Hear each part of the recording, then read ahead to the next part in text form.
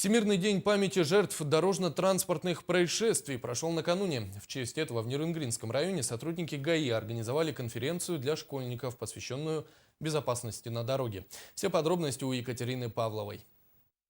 Безопасность дорожного движения детей и подростков является одной из важнейших задач во всем мире. Число автомобилей на дорогах растет, все острее становится и проблемы, связанные с этим. Потери в дорожно-транспортных происшествиях невосполнимы. В текущем 2014 году на общем фоне снижения дорожно-транспортных происшествий наблюдается увеличение количества погибших в дорожно-транспортных происшествиях. Формирование культуры безопасности у школьников на дороге крайне важно и должно быть нацелено на защиту жизни и здоровья участников движения. Ученики из разных школ района, каждый по-своему, подготовились к выступлению на конференции. В большинстве своем выступали с докладами и презентациями, но некоторые школы приготовили оригинальные сценки. Решили, так как живем на земле Аланхо, священной Якутии, гордимся мы ею, чтобы дети тоже могли это понимать, решили взять на национальную основу сказку «Как человек к горе ходил» и переделать его на свой лад.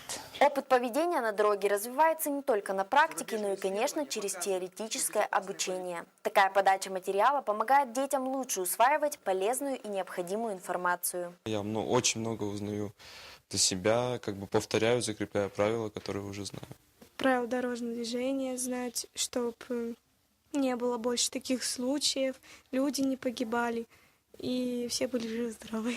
Выработать в себе ответственность, уважение к другим участникам движения, дисциплинированность, воспитанность, бдительность и разумную осторожность помогает подросткам регулярное проведение мероприятий такого рода. На конференции подросткам была показана социальная реклама, также напоминающая о необходимости соблюдения правил дорожного движения. Школьники ушли под большим впечатлением, а это значит, что мероприятие не прошло даром. Екатерина Павлова, Кирилл Федоров, НВК Саха-Нерюнгри.